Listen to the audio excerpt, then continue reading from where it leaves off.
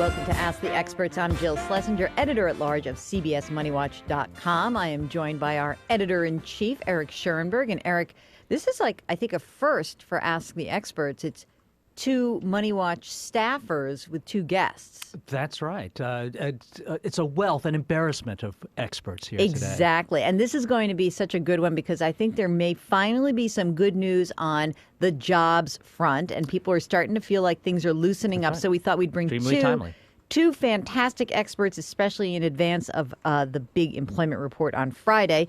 So first up, we have a returning guest, Ellen Gordon Reeves. She is the author of the best-selling, and Eric, I think maybe the best-titled book for employment called Can I Wear My Nose Ring to the Interview? A crash course in finding, landing, and keeping your first real job. Career expert Ellen Gordon Reeves offers advice on how to keep and get the job you want. She's a frequent guest on national television and radio shows, including CBS's The Early Show, CBS with Katie Couric, The Evening News, at Katie Couric, and then a bunch of other things that are not CBS related, so we won't plug them. That's right. You know, come on. CBS with Scott Pelley now. It's exactly. Now well, as of June, right? And she's been featured in print media, U.S. News and World Report, the Boston Post, the Boston Globe. Here's the real interesting thing. Check this out. The first the first Jewish woman to head the Harvard Alumni Association is right here in our midst. Ellen Gordon. So Ellen, for all of you Harvard graduates, July 1. Your term will start. Yes. The first Jewish woman. So not the first woman and not the first Jew. Woman. Eighth woman, right. Other men who were Jewish, but yes. First Jewish woman. All right. I thought I would just plug it. Yeah. Well, my first act was to share with the staff my recipes for Passover lasagna. Oh, very good. I said, see, these are the advantages of a little different culture in the office. Can you wear a nose ring when you're the head of the Harvard Association? Oh, that's a good question. I'll have to think about that. Let me ask that to our next guest, Ron Brown, who joins us via Skype, and he is a leading expert in the fields of leadership development, organizational change. The most important thing you need to know about Ron is he's a MoneyWatch blogger, and he does great work for us.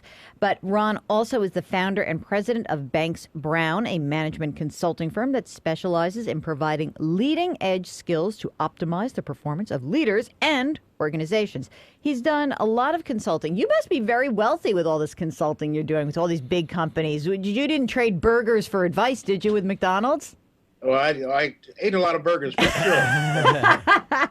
That's part of the fare there. So that's a good thing. And so anyway, he's done consulting for all these massive companies, Fortune 100, PhD in psychology from the University of California at Berkeley. And yet you're wearing a suit. Why are you not? Are you wearing Birkenstocks underneath there? I'm belying the whole image of California laid back. I mean, what the heck happened to you? You know, I'm a corporate guy, and so this is the basic uniform in many places. So, no, it's professional. I love that. Look, it's an interview. And so let me ask you. So let's just dive into some of this stuff because there has been some thawing in the jobs market, and we're going to have a big report, but we've had a couple 100,000 jobs that were created in the last 2 months. I also noted, Ellen, that in the first quarter, the younger graduates seem to be doing a little bit better. So they had an increase of about 2.4% for those folks. And so how do you see, number one, how do you see graduation season and new entrants to the workforce? How are things changed this year versus last? Well, because it's loosening up a little bit, people can be a little bit less nervous, but I think the recent grads still have to realize competition is stiff. And even though they're cheaper hires, and even though they have the ability to be more flexible, to be paid less, to do more with less, I think they still have to retain the competitive edge and be the right person for the job. And Ron, we also found out that the National Association of Colleges and Employers, they said for the first time since 2007, employers are reporting a double-digit increase in their spring hiring projections. Now, in all these companies where you're consulting, are you seeing or hearing about that there are new opportunities and that things are actually kind of loosening up in the jobs market? I had a little transmission problem there. All right. There you are. You're back. Again, Joe. I love this. It looks like you're tiled over as if you were actually doing something dirty? Is it you doing anything? Is everything okay there? I mean, did you tile fine. for some reason? Is everything okay? Okay, so here's your question. I just made Victoria, our producer, lose it. She's stop talking. Okay, so Ron, in all the consulting you're doing, they talking about new positions? Is it getting better out there? It is getting better, and I agree with our guests there that what we're really trying to do for young graduates is help them find ways to differentiate themselves. It's so competitive that they must have some particular feature that differentiates themselves, like overcoming adversity or something that they've done in their lives that make them unique and different. I think that's going to be the first cutting edge of this job market right now. And Eric, you see resumes all the time. I mean, you hire, and so how do you're in the other side? You're the guy who's hiring. How are you differentiating when you get a pile of resumes? What stands out to you? I think that Ron is onto something, and I think what's really important is to have the story that hiring managers can latch onto. So they can say, especially if you don't have a great deal of experience, but if you can weave a story around the experience, how you overcame trouble and brought your division to profitability, or if you're a new college graduate, how you overcame a disadvantaged background or whatever, a lot of competition, something that someone can say, I like this person, I know they can handle pressure and they can handle this job, and I'm going to like working with them. And interesting, Dan Cadlick had written a blog post, and I'm going to put it up in a second. Sorry, Roland, don't yell at me because it's not ready yet. But one of the things he said was that new entrants to the workforce are not very good at talking about themselves, and that they should practice with maybe like a 15-second commercial about who they are. But Ellen, they also say you should have 3 to 5 stories kind of tucked in your pocket to be able to talk about those things that Eric says, how you differentiate yourself. But what kind of story can you tell? You're 20 years old, you know nothing. You know nada. No, that's not true. You know things. You have to be able to talk about what you do know in terms of transferable skills. So let's say you ran the box office for your college theater production. You can talk about that, about sales, about marketing, and maybe one night one of the leads got sick and you had to scramble to find someone and replace them, but the audience never knew. It's just all about how you tell these stories to show what you did, what you learned from the experience, and how it might be applicable to the next job that you have. And when you do that, talk a little bit about how these young folks can get a little interview experience. What should they do? Should they practice with a friend? Oh, you have to practice. You really cannot walk into an interview without having practiced. And so you have got to do it with friends. You can use your career offices at college. Difficult to do it with your parents or guardians, people who may be a little over-invested in what you have to say, and they may make you nervous. Try to find a friend. A great use of parents or older relatives or mentors is that you can say, could you introduce me to someone at another workplace or even at your workplace who could do a mock interview with me and assess me as someone, more neutral. No blood relatives. No blood, right? Because they can be kind of rough also on you. Like, you're going to say that, right? Exactly. Don't say that. Well, what about this? What about this? It is great to talk to your parents and your best friends and find out, how do they see you? You've got to have other people help you see yourself. We cannot see ourselves by definition. So you need that help, and then you've got to practice. It's really performance. It's theater. You have to rehearse. You wouldn't walk on stage without rehearsing, and you can't walk into an interview without a rehearsal. Excellent. I like that. Let's get to some questions because we've got some excellent user questions. And here's one that, we got a little interruption here with Mr. Ron. So I'll just start off here. Roland, come on over here and take a look at a little of this. All right. Ellen, would you advise to have your resume reviewed and revised by an executive recruiting firm? It costs $500 to do this.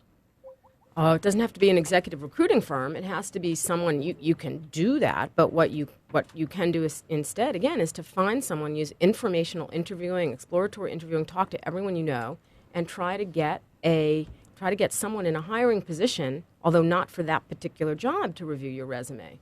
So you don't have to spend a lot of money at first to do this. Hold on, there's so much excitement going on right here. Hold on, I'm leaning forward. Oh, let's see if that worked. All right, okay. Little technical difficulty. They're here. just testing me. I know, on the I love interview. It. Exactly. Eric, what do you think? Pay $500 to have a review? What if that review? Wait a second.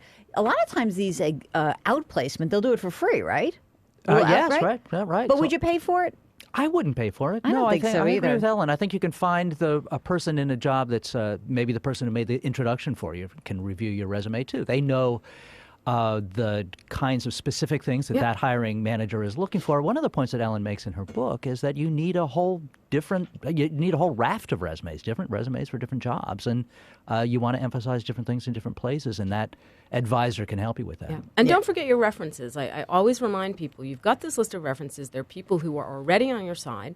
Use them to review your resume. And then you're engaging them in your job search. The more people who see your resume under the guise of helping you fix it, the more people can lead you to other people. And that's my mantra. Stop looking for a job. Start looking for a person. The right person will lead you to the right job. Excellent. So, Erica, I was going to ask you, when you see resumes, one thing that distinguishes them, in my mind, is if someone said, Eric, will you look at this resume? If you recognize the name, if someone has passed it along, those are the resumes that get the first look, I think. Absolutely, absolutely. Not you. Everyone's equal. You're like need-blind admissions. All right, maybe not. I don't think it's a virtue to be need blind in this case. I really don't. I mean, this is value free. It's not about nepotism. It's not about anything but reaching out and using your contacts to make sure that you have the advantage to get someone to look at your resume. Because if you ask all these people how they get a job, it'll be through someone they knew. Yeah.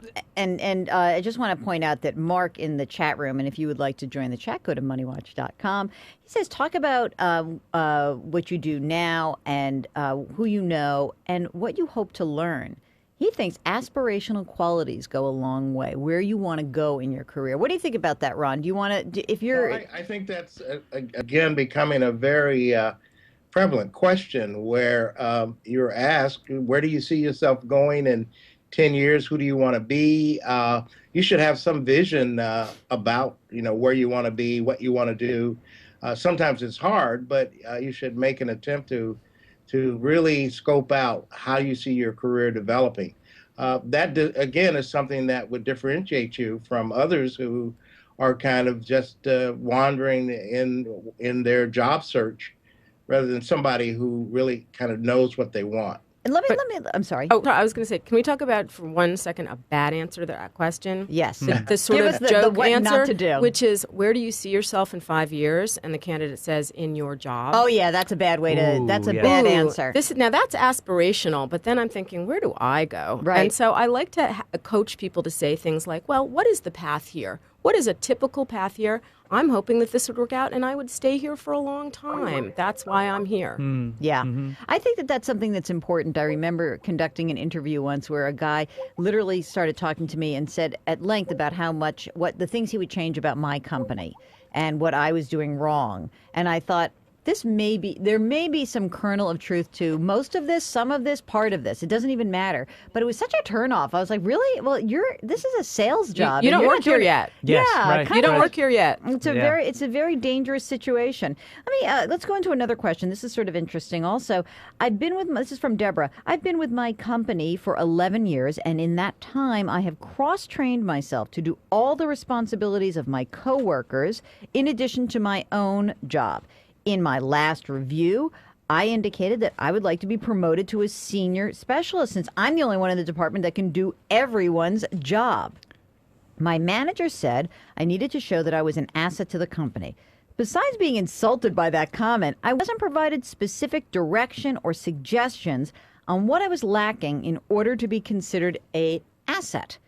How do I handle that situation in my next review? Or do I take the hit and look for another job? Ellen, what do you think about that just your gut reaction to that? First of all, she did everything right, and that's fantastic because she did exactly what I recommend people to do, to know as much as they can about their company. But I would go back. You don't wait for the next review. She needs to go back to that supervisor, go back to other colleagues, and say, what is it specifically that I need to know to move ahead? Because I've been putting in all this time. I've been doing everything right. I care about the company. Why would I learn everybody's job if I didn't care? And so what is it? What is the next step that I need to earn this title? I totally agree with that. I think that you can't assume that your manager is socially skilled or brilliant or a kind person and always says the right thing any more than you can assume the same thing about yourself. And in this instance, I would recommend that she ask the manager specifically what I need to do to be considered an asset, and then set up a meeting 6 months hence to say, all right, let's review how I've progressed towards these things, and let's hold you to your word. And I'm sorry. And Ron, what do you think? What if your manager doesn't see in you the things that you believe are in yourself? In other words, how do you do that without sort of tooting your own horn? What do you suggest in terms of a way that an employee can talk to the manager or the employer in a way not saying cocky, but saying, here's what I've done for you?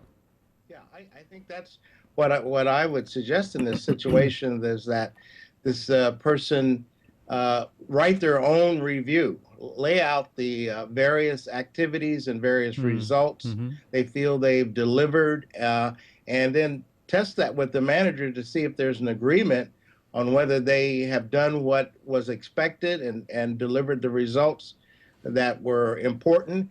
And in that discussion, find out what is the nature of being an asset to the company. Right. And you may be doing a lot of work, but the work may not be in the asset column of the company. It's necessary, but not considered asset work. So in that discussion, you can find out whether your work is an asset in that sense. I was going to say, if you can try to quantify exactly what you've done, did you recruit more people? Have you sold more goods? Have you raised revenue by X percent? These measurable deliverables are really key to the company, but you're so right, Ron, to try to align them, make sure that what you're doing is aligned with the company's goals and your manager's goals. What if you have a manager who's given you a set of goals in the beginning, but sort of shifted?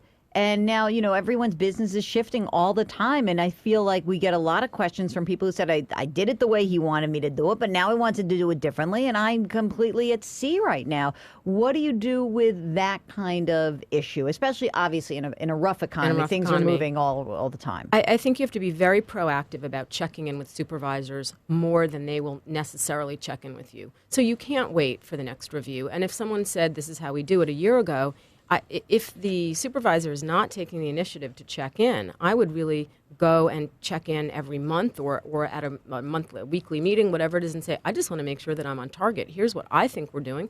And you can also put it in an email. Right. So, you don't have to bother them. You don't have to take a lot of face time. You can just say, I just want to make sure, and this is a great way to promote yourself in the workplace too, right, is to make sure your supervisor does know what you're doing, what you've accomplished, and it's a good way to check in. Mm-hmm. And I'm sorry, go on, Ron. No, I would say it goes beyond also just checking with your supervisor. You should have a good set of tentacles out in the organization so that you know when things are shifting around your job. And so, yes, you should be proactive. I agree on finding out where your supervisor is moving to. But it also is important that you have a good antenna about what's shifting, where the priorities are changing, who the players are, new players. You should be very actively involved in that and should not be totally reliant on your supervisor to tell you when these shifts are occurring. Well, and that's why I recommend on the job to be doing a lot of what I call internal or inside informational interviewing so that you do have those tentacles out. And we've got a couple of questions about salary negotiations. One from Ty, who says, first, he starts with, how can I ace a phone interview, which I think is very hard, by the way. When is a good time to talk salary? If I'm asked how much I make, do I tell them how much I make or how much I want to make? So what's the answer to that? First of all, let's tackle the salary first. Okay. When do you bring that up and how do you respond? Should you not just say what you're making? You don't bring it up unless they bring it up. Okay. That's the last thing. But you have to have done your homework. So you absolutely, again, through informational interviewing, through using the internet, talking to people, you have to know what the salary ranges are for your skills, for the geographical region where you live, for that industry, for that job, for that company, so that this is not a surprise. Now, if they ask, then you have to say, in the range of X, commensurate with experience and commensurate with the details of the job. Because you want to be the last person to put that number on the table. Really? And so you don't just, I would just answer the question. I'm such a ding-dong. Like, how much are you making? Well, here's the number. You don't do that. Well, you can't lie about it, but don't forget how much you're making is relative in a certain way because you want to talk about benefits. You want to talk about how much you make.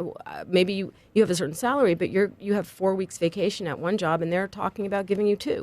So you really just, again, want to let them say a number first. And because also the lowest number you say may be your salary. You have no idea what they may be thinking. No, that's absolutely true. It's an old adage about negotiating. It's the first person who puts a number on the table loses. Right. Well, here's another and here's another question from Carolyn, sorry. How would you go about negotiating your base salary, assuming a sales role that's base plus commission, knowing that the future potential employer has pointed out your lack of experience? In other words, you're coming in, maybe you're a job shifter, and you don't have an experience in this field. So now they're talking about what you had made, and then, kind of things are going to shift because they're setting you up. So Carrie says, do you bring up salary in the interview before they send you an offer letter, or wait until you see what they're offering? What's appropriate? Asks Carrie, the CPA, I might add. No way. You never have more bargaining power than between the time they make you an offer and the time you accept the offer. They want you. So you have to find out I always tell people, please make a very important distinction between the terms of the offer and the offer of employment. They'll call you up and they'll say, we'd like to offer you the job. And at that point, you just say, thank you so much. I'm so excited. And then I tell people to say, so, I'm so thrilled. What was it that distinguished me from other candidates, which is what Ron was talking about before. And then they will tell you why they're hiring you as opposed to someone else. And those are your weapons in the negotiation, because you're going to find out exactly from them why you are valuable to them. Right. And also, I think that when you start down this road and you actually are talking about money, and as I've learned from you, Ellen, and lots of different experts, that, it doesn't all have to be rolled into your salary and cash, that there are other things to certainly negotiate for in the long run. And also, it is a tight job market. So right. If it's thawing, it's great, but it's not like, woo, everyone's running after you. But people have different things they care about. So you find out what you really care about, what's important to you, what's important to the company. So you may care more about vacation or a later start time than actual cash, although technically you want the highest base salary that you can get. But I always recommend to people that they have a few fake negotiation things. Ooh. Things that they don't really want. Ron likes that one. All right? I agree with that. Or care that much that. about. So you say, I really want the title of X. And then they say, we really can't bend on that. We're just going to have to keep you as being an associate editor. And then you say, well, okay, let me think about that if there's no flexibility there. And then when they come back with another item on the list, you say, well, I compromised on that title. Oh, I love that. So you're just, these are just negotiation tactics. And you really have to have an arsenal of well thought out and well researched and rehearsed tactics. Now, Ron, I'm sorry, go on. Yeah, I was going to say, I think these skills are very important, especially right now, because many people are just so happy to maybe get a job now. They'll just essentially accept. But there is a process of negotiating and coming up with the right salary figure for you. And there's nothing wrong, by the way, of including some valuable personal data. If your life is changing, you're getting married, you're going to move to a new city, you need to incorporate all of that in your bargaining chips as you start talking about your willingness to work with this organization. Here's an interesting question from Anonymous. Don't worry, you're safe with us, Anonymous. I started a new job, and the old manager is transitioning out of the position. Now, Ron, Anonymous found out the old manager made more money than he or she is making. So here it is. I'm taking this new job, and I'm making $105,000. I find out the manager whose job I'm taking is making $120,000. Whatever. Let's say through the grapevine. I don't even know how. What do you do with that information? Should you go and ask for more money? Well, again, you're the person who left may have had a different arrangement, a different time. I think you have accepted a certain amount. You can probably come in and say, I want to come in right away and get some results, and then come back and have salary review in about 6 months. Right. I think you look at ways in which you could lay out a path to having your salary reviewed based on your starting 6 months. And what if I don't want to be litigious or anything. But I mean, like, what if there's no budging on that? I mean, that seems sort of unfair. The person who was in the job that you're taking makes more than you. Ellen is rolling her eyes at me right now, Ron. No, only because the person who's there, I agree. And that's, I'm also rolling my eyes because that's happened to me. When I found out what the salary was, when I left a company and I found out what they paid the next person, and that was, well, anyway, that was the opposite. But it just was, the reality is that the manager who's leaving, what the manager has is knowledge of the company and the employees. Right. So there is a value to that.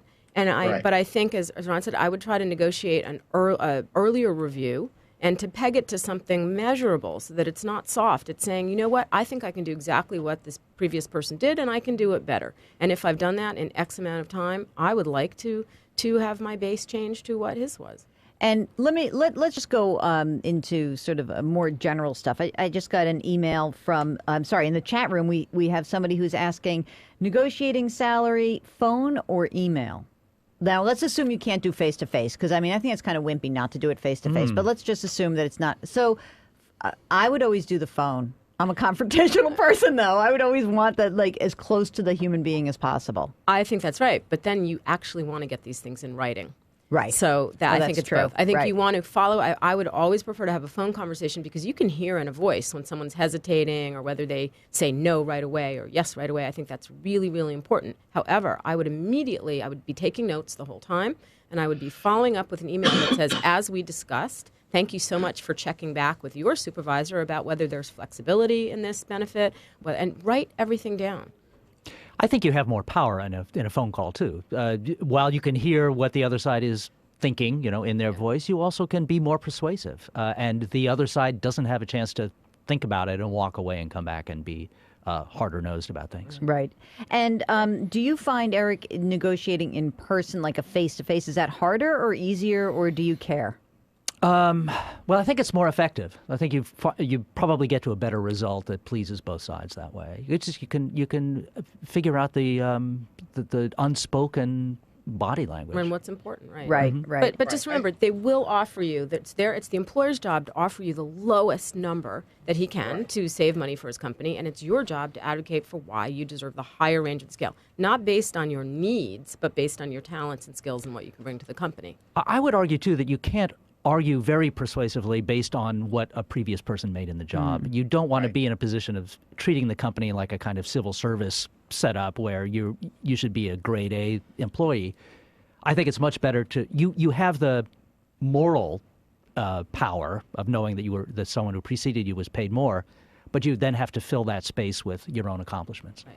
And what you can do for them. Right. Yeah, and I would add that there's the hard negotiation skills, but there's kind of the soft approach of really your intent is to find a meeting of the minds. You really, when you're talking face-to-face or by phone, you're trying to bring in enough emotion, enough personability to get a meeting of the minds of what's there. And I agree with Ellen, they're going to offer you the lowest thing, and your job is to kind of get a meeting of the minds that what's right, what's more appropriate, what's more rewarding for you, and so you're working on that.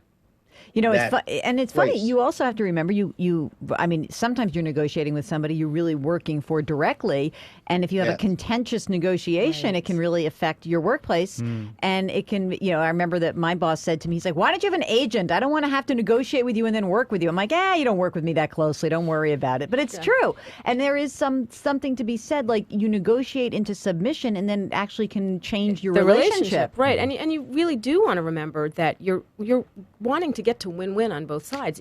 They want you, and you want to work there. Yes. And so we tell people to keep saying over and over, I'm sure that we can get to agreement here. I want this to work. I know we can make this work out. Never with a stance of aggression or hostility, because it's not the point. Right. All right, I'll have to remember that going into my next contract negotiation. Okay, Mike is in Toronto, and Mike says, I am 51 years old with a significant depth of verifiable sales and business development experience. That's the one great thing about being in sales. You can quantify it. It's so easy, right? I suspect, however, that I'm being discriminated against because of my age. Is this a reality in the current economic climate? Ellen Gordon Reeves. Is there ageism? Who's close to his age, but I won't say. The big birthday is coming up. There is ageism in the workplace. There is, but the thing that he has to remember is, first of all, I wouldn't get paranoid. It will affect his performance and his stance towards his employers and the clients. And I think what's important to say is what you have is experience, and they can't take that away from you, and that's worth money. So whereas the young people, and I absolutely talk out of both sides of my mouth when I'm talking to both ends of the age spectrum, because I have to tell the young people, here's what you have as an advantage. You're younger, you're cheaper, you may be more flexible. On the other hand, you're not socialized into the workplace yet. We have to train you to do that. We have to teach you to take direction as well as initiative. What an older person has is the experience, the people skills, the life skills, all of that. So you really want to think more about that than about what might not be happening. And Ron, let me ask you a question, because you do a lot of consulting with the big mama and papa companies out there. And I'm just wondering, that we've seen so much information about women who still earn less than men. In fact, Victoria, our producer, and I were just talking before we came on the air about how, it's just so hard to recruit, say, African Americans into certain industries and how they don't feel welcome. And what's happening out there in terms of, now that the recession is over, is there a renewed push to bring more women and people of color and more diversity into the workplace? Well, I'm not sure there is. I think right now it's just very competitive. And I think that push is not there yet. As there's more growth in the industries and in the economy, there probably will be a greater push because there'll be a greater need. But right now, as things are tight, it's very competitive. So I agree with Ellen. This is not a time to get paranoid that there's going to be less of opportunity, but it is a time to really apply and be competitive right now.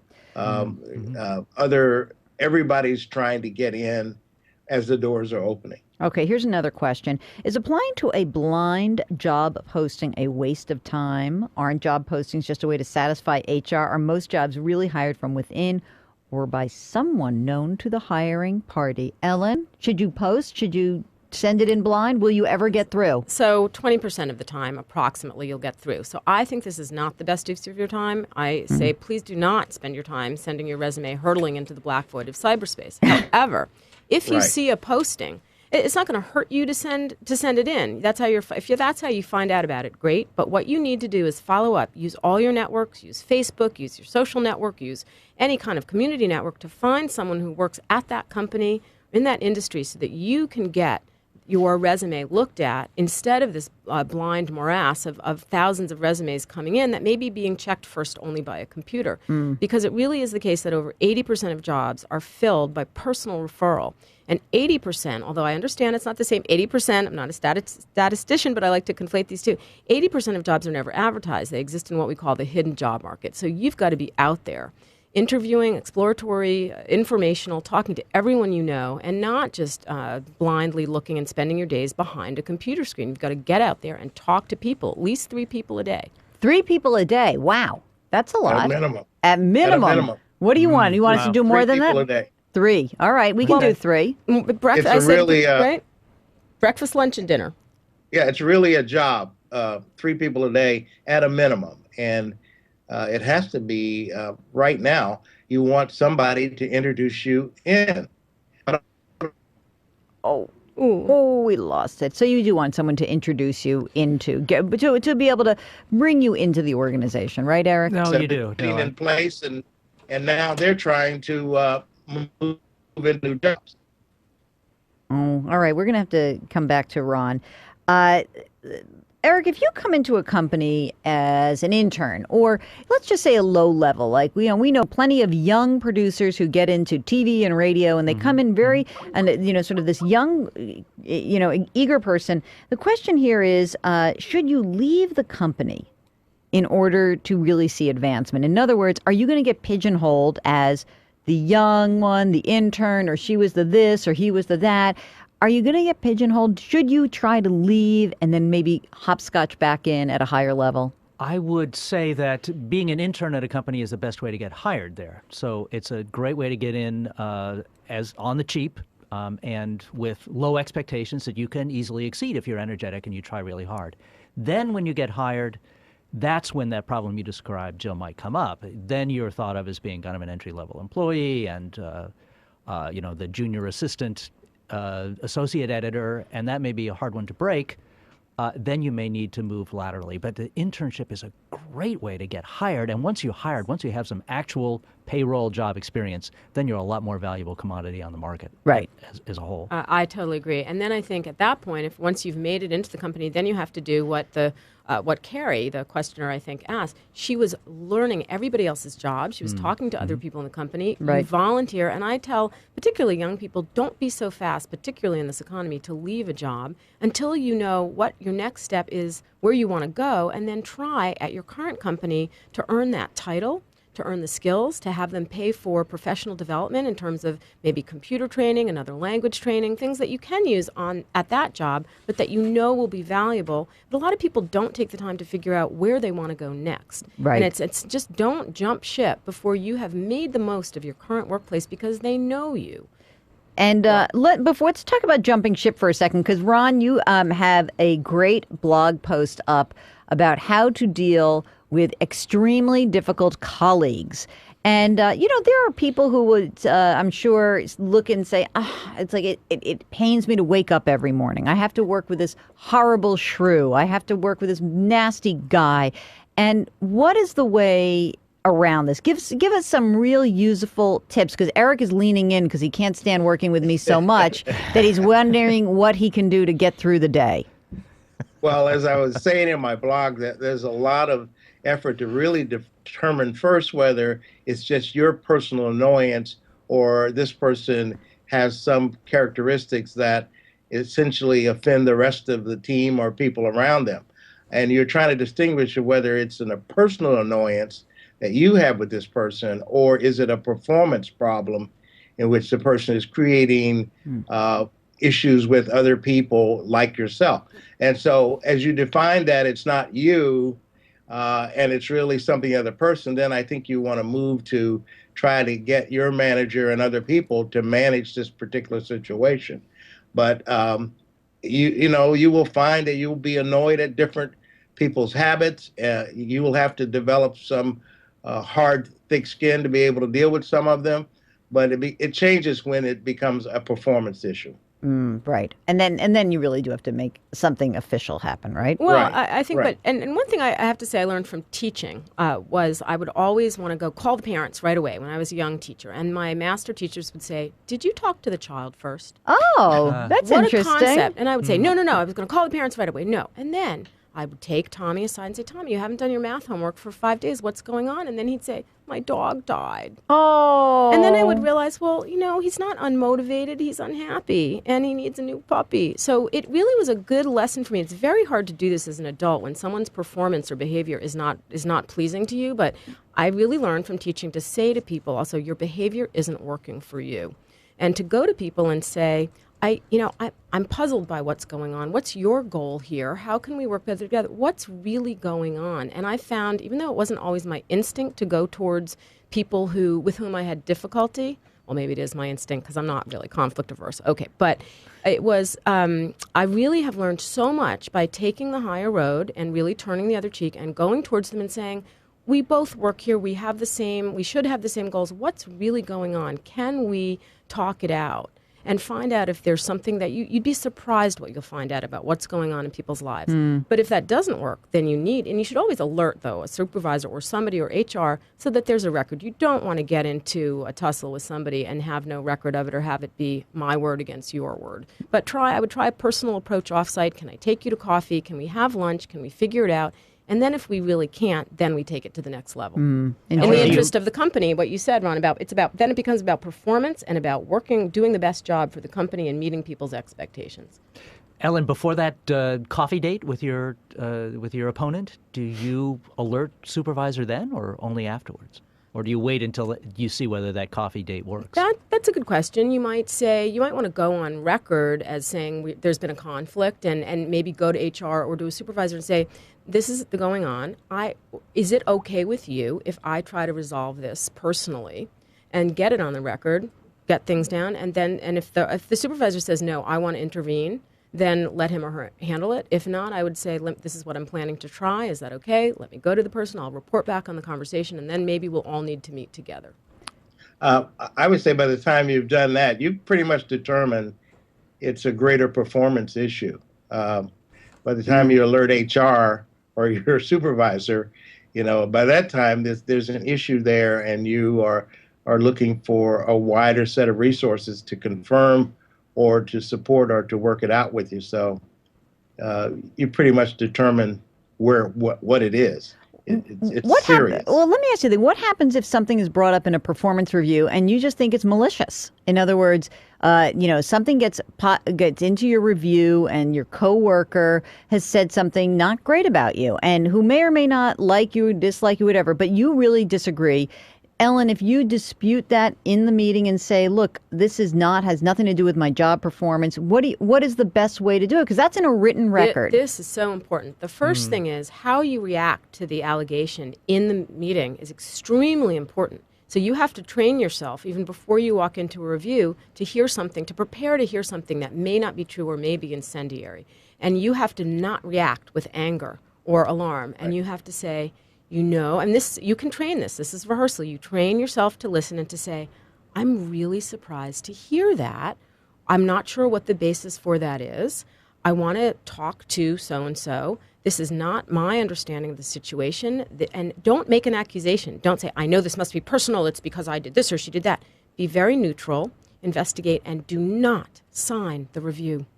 You must not let this become a part of your permanent record. Interesting. So if you don't sign it, but if you don't sign it, you have to say, this is something that is a surprise to me. It does not reflect my understanding of what happened or what I've done or what he said or what she said. I think we're going to need to pursue this further with the other person or with another supervisor. And I would, if I need to sign this, I'm not prepared to sign it yet until we've all investigated this further and until I have a note in the file where I and my other colleagues have responded. Right. But try not to blow up in the review because it will only reflect poorly on you. Ron, what do you think? I think generally if you have, and if anything ever comes up negative in a situation like that, you want to have kind of a process that you will put in place to confirm or build a factual base for. So if anything comes up, like, a colleague who has an issue with you or something that didn't come off the way you thought it came off, then you want to have kind of here's the process that I'm going to use to go and confirm this or figure this out or engage this person. So, Ellen, as you talk about practice, that's something I talk about all the time, is you really have to practice your responses to a lot of difficult situations. And I think also we have to back up a little bit. If you've been really managing your own career at a place the right way, you've been documenting your successes. Right. You've been even documenting your failures, where you came up short. You've been sending, I would never say to take proprietary information. This is not what I'm saying. But you need records of what you've done. You need templates of things that you've done. You need records of emails. Whenever I have a conversation with someone, I put it in writing and add bullet points, and they can confirm or deny. They can answer the email, not answer the email, but then at least I have a paper trail of what I say happened. And I think it's important to be doing this all along the way so that there aren't surprises. In a well-managed situation, there will be fewer surprises because both parties are in touch with each other, but poor communication is often a problem. And if somebody decides near the end of a review they want to get rid of you, you will suddenly see a heating up of a paper trail. Do you think that, Ron, where they're going to start documenting things and saying, oh, you haven't done this, and what about this, and what about this? You have to be really careful. And listen, you want to be, I think that most people who are working in an organization, they're working together, they want to be working together. So there may be something that's going on that actually can bring you closer. It certainly has happened when I was the boss and people would come to me with their problems and we kind of get in the room and hash it out. What we often found was afterwards, man, we got something really good going here. We cleared the air, and right. Everybody feels better, and there's not this weird cloud, especially in the tension. Yeah, exactly. So I think that's something that's really, I think a really important thing is to communicate and to all basically say, hey, look, we all want the same thing. What's the difference here? Now I'm going to have to wrap it up because Victoria is getting very controlling. Even though she said she loves you, Ron, and she definitely loves Ellen, she's like, wrap it up, we're done. So I want to thank everybody for participating. Ellen Gordon Reeves, who is the best-selling author of Can I Wear My Nose Ring to the Interview? And Ron Brown, go check out his blog. It's fabulous. It's called Power Plays on MoneyWatch.com. And thank you both for participating. I think this is really kind of like robust stuff when people have jobs and are worried about jobs. And we're coming out of this employment situation. So let's all, like, together, a little collective moment of silence and prayer that we have a good employment report on Friday. Okay, guys? Yeah, all right. Thank you. Right. Thank you so much for participating. And thank you all for watching. We'll see you next week on Ask the Experts. Great. Thank you, Joe.